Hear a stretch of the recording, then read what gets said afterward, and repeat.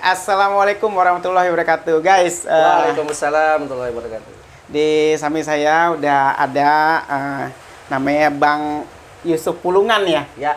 Bang Yusuf Pulungan ini asli Sumatera ya.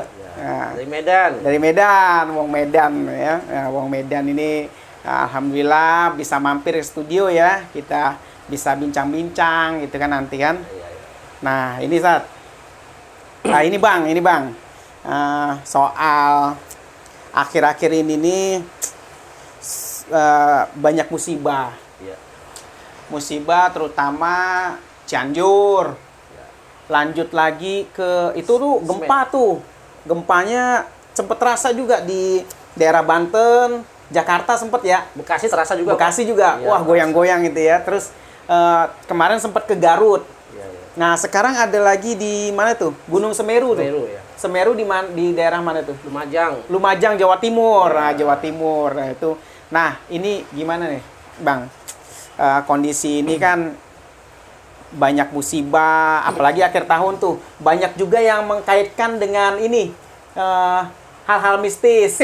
Apa tuh namanya? Feng Shui. Ramalan-ramalan. Nah, ramalan-ramalan. Oh, nanti begini. Nanti Jakarta tergulung. Ya kan ada juga tuh ya.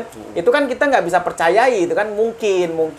Nah, tapi kan ramalan kita kan nggak boleh dalam Islam. Ya. Nah, itu gimana, Bung Yusuf? Nah, Bung Yusuf Pulungan ini ya. Nanggapinnya nih. Ya. Gimana? Ya. Kondisi lagi hujan nih, jadi agak berisik-berisik. Nggak apa-apa ya? Oke, kita santai aja sambil santai minum dulu ya. sambil ngopi, sambil ngeteh ya. Gimana, Bung? Baik, kalau terkait musibah ini ya ada dua perspektif yang harus kita pahami dulu ya. Ada dua tinjauan. Dua tinjauan. Nah, tinjauan pertama ya kita menggunakan akal sehat. Nah, yang kedua menggunakan sesuatu yang nembak ke atas. Langsung dari dalil-dalil. Bukan, maksudnya gimana? Bukan, maksudnya apakah kejadian-kejadian musibah ini itu kehendak Allah atau bukan? Oh, Nah, iya itu. betul. Ya Kan kan? ada juga tentang tsunami Aceh tuh pernah ada spekulasi bahwa Ya. ada ledakan katanya, Betul, ya. betul ya? Nah. Mungkin. Oke, kita lihat dulu yang perspektif pertama ya. Begitu gempa Cianjur terjadi, buru-buru BMKG memberikan laporannya kan gitu kan. Betul. Penyebabnya apa? Kan biasanya apa? Penjelasannya kan penjelasan ilmiah saja kan gitu.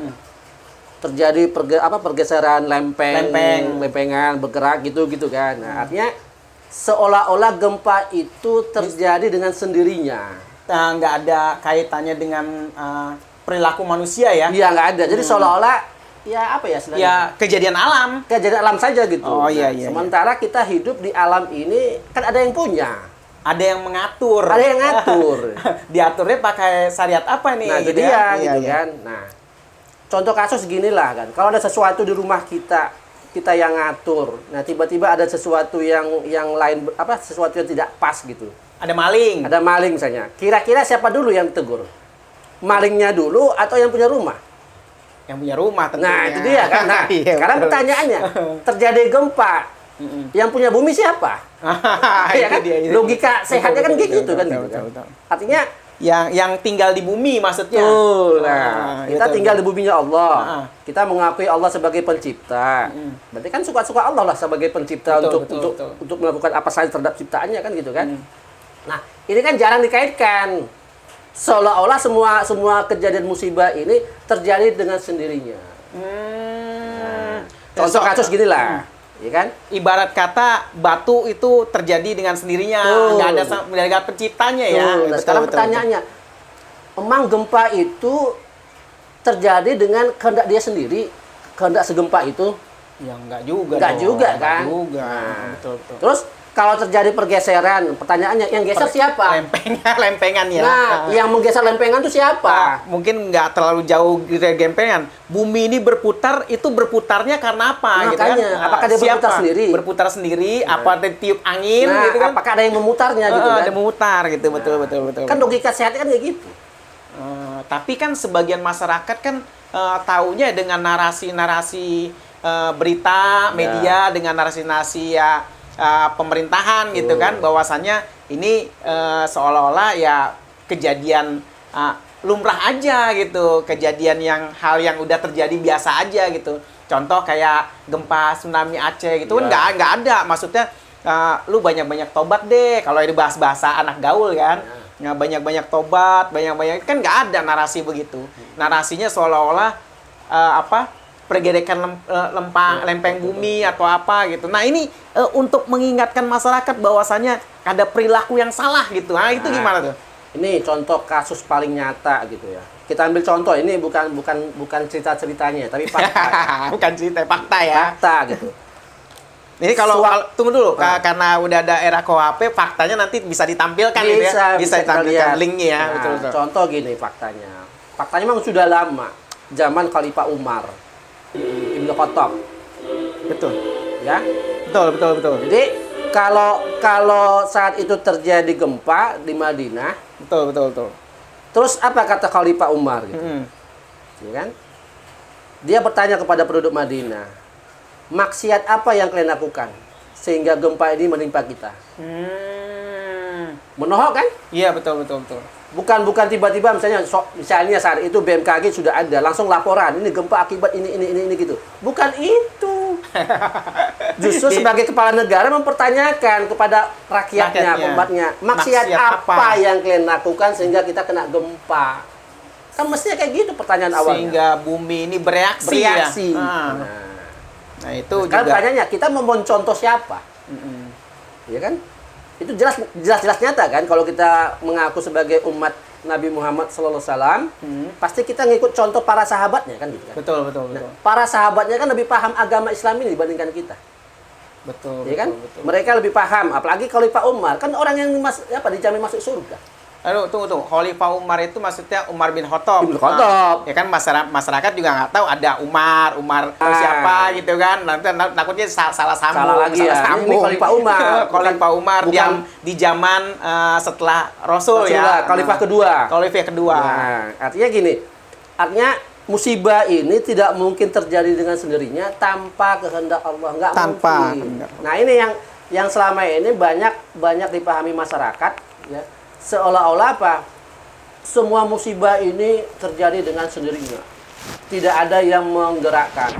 Seolah-olah alam ini melakukan kehendaknya sendiri tanpa ada yang diperintahkan atau memerintahkan.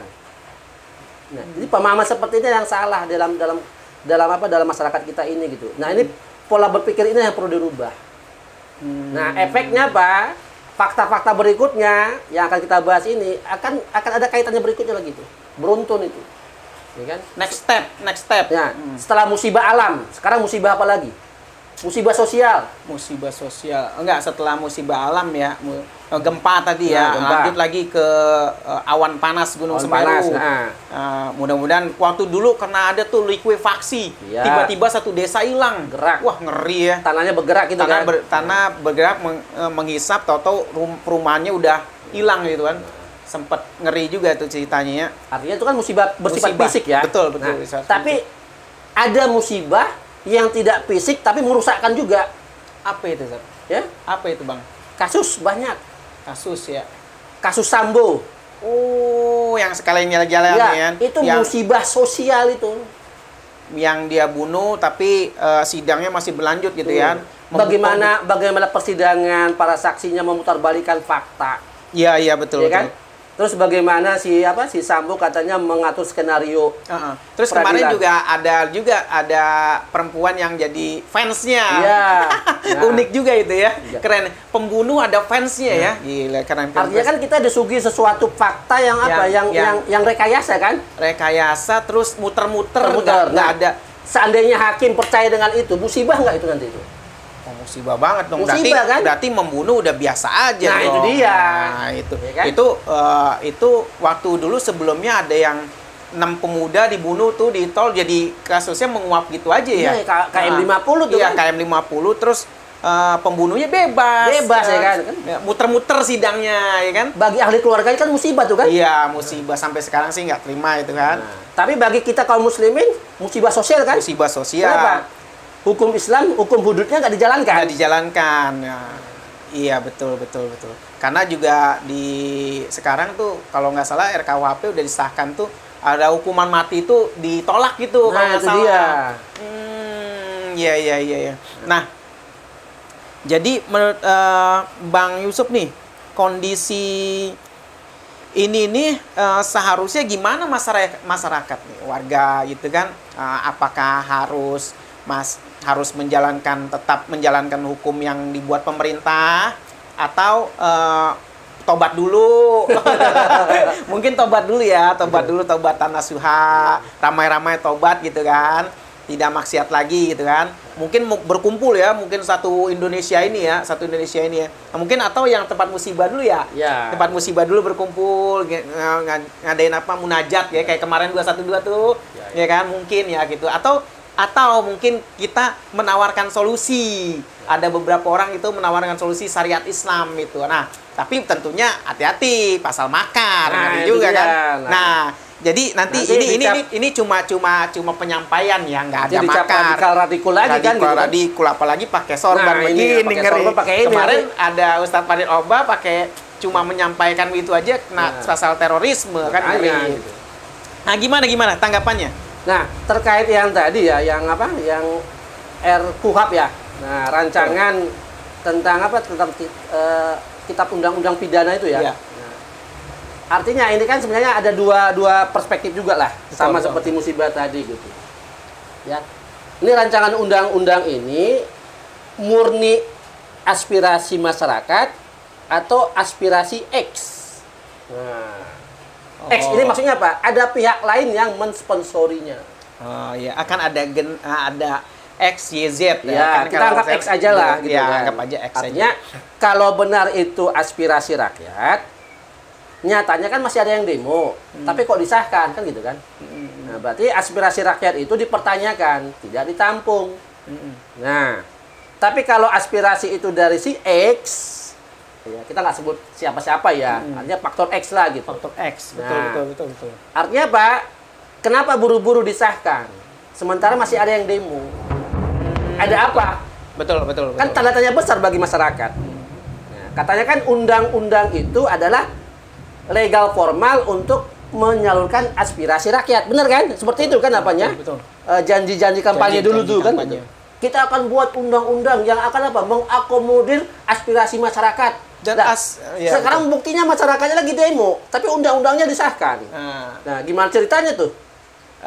Kalian jika milih saya akan terserap aspirasinya. Aspirasi apa nih? Gitu kan? Iya, kan mungkin makan siang gitu. Bisa aja.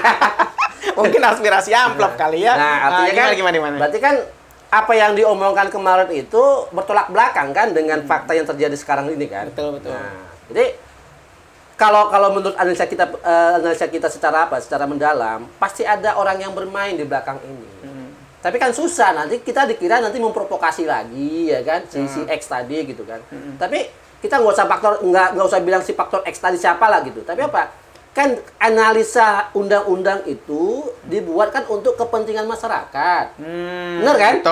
Betul. Sekarang ternyata undang-undangnya bukan aspirasi dari masyarakat. Lantas itu aspirasi siapa undang-undang itu? Yang ngatur itu, yang merinci yang itu. nulis gitu kan, yang mengetik drive-nya itu siapa itu? Otaknya gitu. Nah, pemikirannya dari siapa gitu. Kan berarti kan ada orang lain yang memasukkan idenya ke draft undang-undang yang mau disahkan tadi kan, yang sudah disahkan malah kan gitu. Kan masyarakat taunya anggota DPR, tapi kan anggota DPR kan biasanya sih kalau sidang tuh banyak yang ngantuk atau apa banyak gitu. Biasanya kan kita kan juga mikir gitu kan. Nah, ini berarti ada faktor X tadi. Iya, faktor X-nya. Ini perlu kita bincangkan lagi lah di forum berikutnya gitu kan. Mungkin pesanan gitu ya. Ya, kalau di dalam kalau dalam mungkin ya online itu kan, online kita pesan makan itu ini pesanan ketikan ya gitu. Sama kan mungkin kayak omnibus law kayak kemarin ya. Sama gitu kan. Gitu ya. Cipta kerja itu kan sebenarnya kan undang-undang yang istilahnya yang mengakomodir kepentingan tertentu kan gitu. Iya, 1000 halaman itu ya. Iya. 1300 halaman katanya nggak dibaca semua kalau nggak salah. Artinya kan kalau benar tuh aspirasi masyarakat, undang-undang cipta kerja itu kan masih diprotes sama buruh sampai sekarang. Betul, betul, betul. Nah, sekarang pertanyaannya, kalau memang itu aspirasi masyarakat, tentunya buruhnya kan udah nggak demo lagi kan? Nggak demo lagi, Nah, faktanya, udah sesuai. Gitu faktanya kan demo faktanya terus. demo terus, betul, betul, betul. Artinya memang ada yang rusak di masyarakat kita ini gitu kan. Nah, termasuklah di kalangan elit pimpinan negeri ini juga gitu. Artinya apa? Ini kan bagian dari apa ya? Kalau dikatakan kita boleh tanda petik memberikan masukan kepada para elit ini, ya ini dari mimbar yang kita buat ini kan ini masukan juga kan sebenarnya ke para pimpinan itu. Diterima syukur, nggak terima sudah. Terserah, tapi jangan membungkam gitu kan, membungkam apa istilahnya aspirasi gitu kan. Gitu. Aspirasi menyatakan kritik. Nah, sementara kan undang-undang boleh kan, undang-undang dasar kita membolehkan kan itu. Menghina nggak boleh. Nah itu dia, tapi menyampaikan aspirasi kan boleh. Wajib. Gitu. Nah, kan dengar demokrasi, katanya demokrasi. Katanya. Katanya doang gitu kan, tapi faktanya kan jauh panggang dari api kan. Betul. Sampai sekarang ada kasus yang ijazah palsu itu. Nah, enggak terungkap juga kan? Nah, masalah simpel aja. Tunjukkan aja ijazahnya. Selesai masalah. Nah, ibarat kata saya dituduh, kamu punya nggak baju itu? Wah, ngalor ngidul gitu. Warnanya sekian, warnanya ini itu gitu.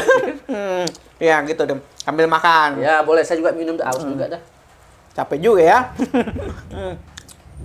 Tapi kadang mungkin kita harus sampaikan dengan cara yang mungkin unik gitu ya ke masyarakat, karena masyarakat tuh taunya ya harga-harga murah, sembako murah, BBM murah gitu kan. Yang penting. Tapi ketika udah dinaikin juga mereka mau bersuara juga gimana gitu kan. Nggak bisa kan. Contoh-contoh Bang Yusuf kesini kan pakai bensin gitu kan. Dulu mungkin waktu BBM masih 5.000, 6.000, mungkin 10.000 bisa 3 hari gitu kan. Motor irit lah ya kan. Kalau dekat-dekat, kalau jauh-jauh nggak bisa. Iya. Ya mungkin kalau untuk ke dekat-dekat gitu kan. Nah, kalau sekarang 20.000 mungkin sehari gitu kan. Nah, untuk jarak yang sama gitu tentunya. Nah, itu banyak juga masyarakat yang mau protes tapi tetap ngedumel aja dalam hati gitu kan. Nah, ini sementara kita di dalam negara demokrasi ini susah untuk bersuara, sedangkan kalau kita dalam tanda kutip ya mungkin banyak beberapa orang yang menyampaikan bahwa ini dalam Islam ini bahwa menyampaikan pendapat tuh silahkan sah saja, atau bahkan mungkin berkata kasar ya. Pernah kan ada kisah nggak? Kalau nggak salah sih saya pernah dengar tuh. Ali bin Abi Thalib itu pernah baju besinya dicuri ya sama orang Yahudi. Orang Yahudi bilang, ini baju saya, lo mau apa gitu. Wah, itu kalau bahasa Indonesia begitu ya. Itu kalau di Indonesia itu mungkin udah densus habis total ya. Nah, itu bagaimana ini kalau dalam Islam itu mengatur ketika orang-orang ini menyampaikan pendapat? Ya boleh sebenarnya kan. Dalam Islam itu kan sangat manusiawi. Jadi Islam itu memanusiakan manusia. Nah, itu loh yang perlu dicatat ya. Islam itu memanusiakan manusia sesuai dengan fitrahnya. Nah, selama ini kan apakah kita sebagai manusia telah dimanusiakan? Contoh kalau sakit mesti bayar BPJS dulu. Nah, itu dia kan gitu kan. Ditanya dulu, ada uangnya enggak? Kalau nggak ada uang nanti belakangan dulu. Lah, orangnya lagi udah sekarat. Kalau nggak salah sih ada peraturan undang-undang itu orang miskin dan dilarang sehat. Dilarang sakit salah. Dilarang sakit. Kalau nggak salah ya, salah mungkin. Jadi dalam Islam tuh boleh ya mengkritik atau bermuhasabah dengan penguasa itu malah kewajiban, ya kan? Pemerintah butuh kritik. Kenapa? Koreksi kan sama-sama manusia gitu. Cuma posisi kita berbeda, satu yang dipimpin, satu yang memimpin. Tapi kan oknumnya sama-sama manusia. Sama-sama diberikan Allah kelebihan akal gitu. Belum tentu akal penguasa itu lebih tinggi dibandingkan akal yang dipimpin. Belum tentu gitu. Ya kan? Nah, bisa jadi mungkin yang di masyarakat itu akalnya lebih tinggi tapi apa? Tidak punya kesempatan untuk memimpin. Betul. Ya kan? Seperti sekarang ini kan sebenarnya kan banyak orang pintar di Indonesia ini. Betul. Tapi kesempatan untuk memimpin. Nah, itu dia. Tanda kutip ya kan? Dikasih kesempatan nggak? Ya, betul betul. Nah, Ya. seperti sekarang lah misalnya, ya kan? Sibuk dengan isu-isu intoleran lah, Islam itulah. Nanti dibilang garis Radikal. keras lah, Radikal, radikul lah gitu. Nah, pertanyaannya, kalau memang Islam seperti yang mereka propagandakan seperti itu, ya kan? Keras lah, entah apalah gitu kan. Saya pikir yang di luar Islam sana mungkin apa ya? Akan mikir-mikir juga kan untuk tinggal di Indonesia gitu kan. Kalau melihat karakter masyarakatnya kayak gitu. Tapi kan faktanya enggak, aman-aman aja kan gitu kan. Aman-aman aja. Ya kan? Tapi berarti kan ada orang yang bermain untuk Betul. membuat suasananya enggak kondusif. Membuat suasananya makin gaduh gitu kan. Kalau ada kegaduhan, siapa sasaran tembaknya gitu. Itu yang bicara Islam mungkin ya. Ya, itu dia. Radikul gitu kan. Radikul gitu. Artinya, berarti kan penguasa itu tidak fair terhadap masyarakatnya. Nah, kebetulan di Indonesia ini kan mayoritas kan kaum muslim ya. Betul betul. Jadi kalau masyarakatnya mengkritik pemerintah misalnya, ya kan? Anggaplah perbincangan hari ini kita dianggap sebagai kritik misalnya. Dalam Islam boleh nggak ini disebarkan ke masyarakat kritikan ini? Ya boleh saja. Sah-sah aja. Sah aja. Contoh nyata seperti inilah. Kembali ke zaman Khalifah Umar gitu. Khalifah Umar memberikan satu kebijakan, menetapkan mahar bagi kaum muslimin yang laki-laki yang untuk menikah. Sekian, dipatok maharnya gitu kan? Ya kan? Kenapa? Karena banyak keluhan dari para pemuda. Boleh lebih, boleh ya? Iya. Boleh lebih, tapi patok minimal sekian. Iya. Nah, terakhir apa? Ada yang protes. Ibu-ibu lagi. Ya Khalifah, atas dasar apa engkau membuat kebijakan seperti ini? Apakah engkau tidak ingat ayat Quran yang mengatakan serahkan mahar itu kepada pihak yang dilamar? Yang dilamar. Jangan kau patok-patok. Ya kan? Terakhir apa kata Khalifah Umar? Engkau benar, ya ibu. Iya. Terakhir apa? Kebijakan itu dicabut. Nggak jadi. Nggak jadi. Jalan. Yang protes ibu-ibu loh. Ya ibu-ibu satu orang Satu lagi. orang cuma. Sekarang yang protes ribuan, jutaan. Nggak ada denger. Nggak ada. Sampai kadang pagar DPR didorong-dorong. Makanya ya kan sampai dikasih lagi pagar pembatas kawat berduri misalnya gitu kan. Ini si ibu menghadap Khalifah Umar ngobrol kayak gini. Ya kan? Khalifah Umar tahu salah, ya kan? Ngobrol kayak gini juga nggak ada pembatas ya. Nggak ada pembatas. Nggak ada densus, nggak ditodong senjata juga nggak ya. Terakhir karena ketakwaan Khalifah Umar, ya kan? Dia tahu isi Al-Qur'an, oh iya benar. Ya sudah. Dia nggak malu kan mencabut kebijakan yang salah tadi kan? Betul. Saya salah. Saya salah. Ngaku, gentleman dong. Nggak kayak sekarang. Salah. Cari pembenaran. Seolah-olah yang dia buat udah harus ya kan? Nah, seperti yang hari ini diputuskan sama majelis itu, diketok palu gitu. Lah masyarakatnya masih demo kok langsung diputuskan, kan aneh itu. Sama ketika Undang-Undang Omnibus Law itu diketok malam-malam. Ya. Orang lagi tidur ya kan, dipatok gitu. Sama tahun 2019 kalau nggak salah tuh keputusan pemilihan presiden dulu. Malam-malamnya. Jadi seolah-olah terburu-buru gitu. Nah, kalau ini alhamdulillah nggak malam-malam ya, siang-siang. Tapi ya tetap aja terburu-buru kan. Ya. Jadi faktor-faktor itu juga kita jadi miris ya. Ini sebenarnya dalam kondisi begini ini rakyat ini jadi terombang-ambing ya. Di satu sisi ngomong nggak boleh, di sisi lain kayak masih pandemi gitu kan, usaha juga masih belum aktif banget. Terus kalau kemana-mana mesti harus apa tuh namanya? Masih ada sertifikat vaksin tuh, PCR, masih ada COVID katanya. Iya, masih ada COVID. Padahal sih presiden kemana-mana udah nggak pakai masker tuh, ya kan, aman. Jadi kalau pakai masker ya silahkan. Nah, jadi kadang-kadang untuk masyarakat kecil ini agak bingung gitu kan kalau mau kemana-mana gitu. Nah, itu terlebih lagi ketika mau bicara ini dibungkam lagi dengan ke pasal-pasal tadi ya, pasal-pasal tadi. Nah, sebenarnya kalau dalam Islam itu ketika masyarakat ingin contoh ingin mengatur ingin menentukan harga-harga itu dalam Islam tuh gimana sih kalau mengatur perdagangan, mengatur harga-harga itu gimana? Oke, dalam Islam itu negara tidak boleh mematok harga. Nggak boleh matok harga ya? Nggak boleh. Ya. Jadi diserahkan kepada mekanisme pasar. Tapi ingat ya, bukan pasar bebas ala kapitalis ya. Oh, beda. Ya. Kalau Islam juga menganut ada pasar, ya pasar bebas, tanda petik ya, tapi bukan model kapitalis. Contoh misalnya, ya. Dalam Islam itu kan hak produsen dengan hak konsumen itu kan ada. Ya kan? Artinya gini, keinginan si produsen kan menjual harga setinggi mungkin kan? Ya betul. Inginnya seperti itu kan manusiawi kan? Harga biskuit misalnya. Ya kayak gini lah, misalnya harga berapa nih? Misalnya 7.000. Dia maunya jualnya 15.000. Nah, si pelanggan, si pembeli kan pengen semurah mungkin kan? Nah, di sini terjadi akad antara penjual dengan pembeli itu mesti sama-sama ridho di harga berapa, ya kan?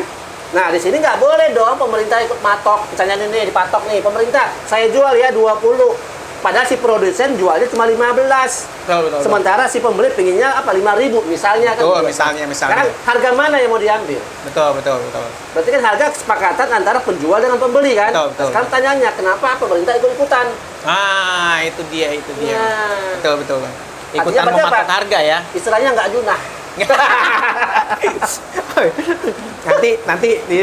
nanti disangka ini bagi pecinta ini ya, pemilik surga gitu kan. Yang mengklaim pemilik surga nanti sangkanya ini lagi. Wah, ini bid'ah. Nah, itu dia. Nah, ini bahaya. Dalam Islam itu memang adil gitu loh. Tidak merugikan penjual, tidak merugikan pembeli. Maka diambillah akad saling ridho. Ya kan? Sama-sama meridoi. Ya udah, saya tawar sekian ya. Kan si penjual kan terserah mau beli berapa. Yang penting saya ridhonya sekian misalnya. Nah, si pembeli juga bilang, saya ridhonya sekian. Nah, pasti nanti akan ketemu kan di angka berapa kan? Nah, itu dia. Tapi tiba-tiba kalau pemerintah mematok, berarti kan bisa menjadi menjolimi si penjual, menjolimi pembeli. Kenapa? Bisa jadi harga yang dipatok pemerintah di bawah harga pokok produksi dia. Kan bangkrut itu produsennya. Nggak gagal dong ya. Nggak Nanti dapet untung. dari si pembeli merasa keberatan, ketinggian. Betul. Ya kan? Berat. Makanya disinilah adilnya Islam itu dalam menentukan harga tadi. Bukan harga yang harga liar ya. Tanda petik ya, harga liar seperti yang sekarang ini gitu. Kayak sekarang lah misalnya harga BBM, ya kan? Dulu janjinya apa? Kalau harga BBM minyak di bawah 10.000. Di bawah 10.000 akan turun misalnya gitu kan. Terus kalau harga minyak dunia ikut turun, kita akan menurunkan. Lah, faktanya kemarin turun tetap aja dinaikkan. Itu ya kan? Pas begitu turun itu mungkin pemasukannya banyak kali ya. Nah, walau alam bisa lumayan. Tapi juga mungkin untuk nutupin utang-utang mungkin ya bisa jadi. Kesempatan tapi ya, kesempatan mungkin ya. Ya kita balik lagi ke hukum tadi nih tentang sambo tadi nih. Sebenarnya kalau dalam Islam itu hukuman mati itu gimana sih prosedurnya gitu? Kan kadang-kadang kalau orang bisa bilang wah Islam tuh kejam banget gitu kan. Kok tiba-tiba ada hukuman mati gitu kan merenggut hak asasi manusia gitu. Itu gimana Ustaz? Ya, kalau dalam hukum Islam kan jelas ya. Yang membunuh ya dibunuh. Betul. Kan jelas. Kenapa? Nyawa dengan nyawa. Kan kasus Sambo kan nyawa yang melayang kan gitu kan. Berarti apa? Harus impas kan? Harus impas. Nah, kecuali di sini lagi keadilan hukum Islam tadi. Kecuali ahli keluarganya memaafkan si pembunuh, selesai. Sekarang pertanyaannya, mau nggak keluarga si korban memaafkan si Sambo misalnya? Sampai hari ini kan nggak ada kan?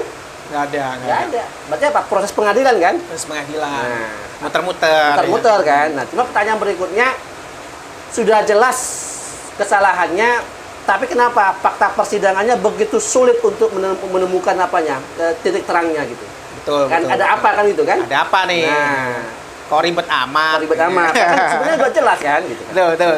Apalagi pelakunya polisi yang katanya main tegas-tegas saja. Begitu ada oknum polisi kena kasus, kenapa ketegasannya hilang ya? Iya. Mungkin yang ada itu yang ada beberapa berita gitu kan, memperkosa atau apa gitu kan. Ya itu oknum. Kita juga tahulah ada polisi baik kan, ya kan. Ada banyak lah. Nah, itu tadi kalau ketahuan jelas membunuh, faktanya berarti dibunuh.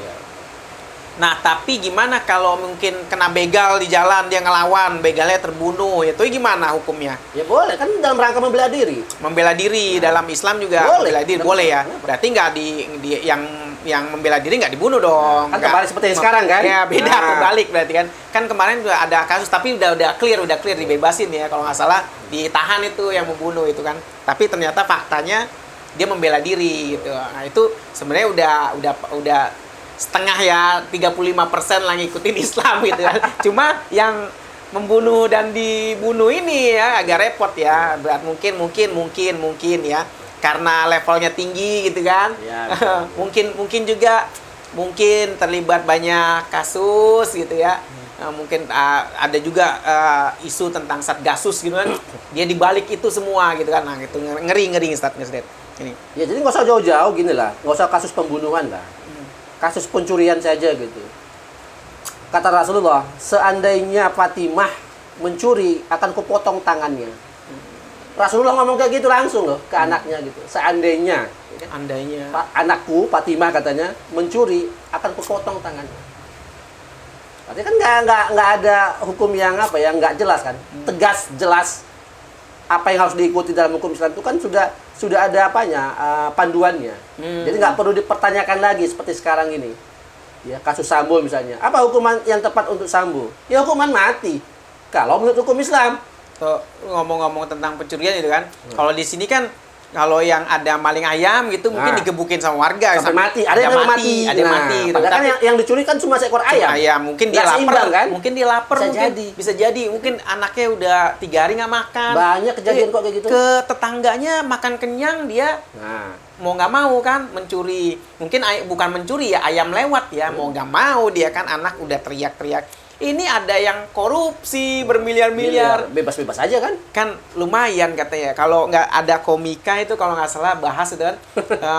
Investasi yang paling menarik itu di Indonesia ini ada koruptor. Jadi udah dihitung-hitung itu. Ada depositnya ya. Koruptor, korupsi 100 miliar. Ya taruhlah habis 35 miliar untuk kasus-kasus. Terus potong masa tahanan. Habislah 50-50 lah. Kan masih ada 50 miliar. Kapan dapat 50 miliar? Dalam waktu berapa? Kan kalau kerja bisnis kan belum tentu dapat. Apalagi triliunan gitu. Nah, itu nggak ada potong-potong tangan, apalagi kalau sini potong masa tahanan, ya, gitu kan. Itu bagi mereka adil, gitu kan. Nah, jadi agak nggak matching ya, mungkin menurut mereka ya tentang syariat Islam ya, mungkin mereka takut gitu ya. Kalau terjadi begitu ya berapa banyak orang dipotong tangannya gitu kan. Mungkin udah ketahuan satu, besok satu lagi. Nah, itu kalau udah udah 2 kali mencuri itu apalagi yang dipotong itu. Ada tata caranya gitu. Ada tata caranya. Jadi Nah, itu gimana tata caranya? Misalnya ketahuan maling sekali, potong. Nah, terus dia maling lagi, pakai tangan kirinya misalnya. Nah, itu dipotong juga. Nah, itu terus maling lagi. Nah, itu gimana? Ada kadarnya. Oh, ada kadarnya. Misalnya ini, mencuri dalam Islam itu, kadar mencuri itu adalah 1/4 dinar emas. Oh, nilainya ya. Nah, 1/4 dinar emas, kalau 1 dinar 2.700.000, 2,5 juta lah. Atau anggap 2 juta, 1/4 berarti 500.000. Nah, atas segitu. Artinya kalau memenuhi batas itu barulah berlaku hukum potong tangan. Kalau cuma ayam doang 50.000 mah nggak nyampe kan gitu kan. Ditanya juga sama ini mungkin ya salah satu yang penguasa di situ, mungkin kalau dalam Islam ditanya dulu kan. Ini kenapa mencuri segini? Wah, yang dimarahin malah pemimpinnya mungkin ya. Itu kan pernah kejadian waktu Khalifah Umar juga gitu. Kenapa ada pencuri kan? Begitu diteliti kenapa dia mencuri, tanya. Ternyata apa? Udah nggak makan beberapa hari. Terakhir apa? Khalifah Umar kan membatalkan hukuman itu kan. Kenapa? Oh iya. Ini kesalahan Umar katanya. Kenapa? Tidak memenuhi pangannya masyarakat. Sampai yang digotong malam-malam itu. Iya, itu bisa jadi seperti itu kan. Artinya apa? ada sesuatu yang menjadi yang nggak beres dalam sistem ini gitu. Kenapa ada masyarakat yang tidak sampai makan? Sekarang pertanyaannya, di Indonesia nih masih banyak kan yang nggak makan kan? Wah, pinggir jalan banyak tuh yang ngemis-ngemis gitu kan. Nah, sekarang pertanyaan dari perhatian pemerintah gimana?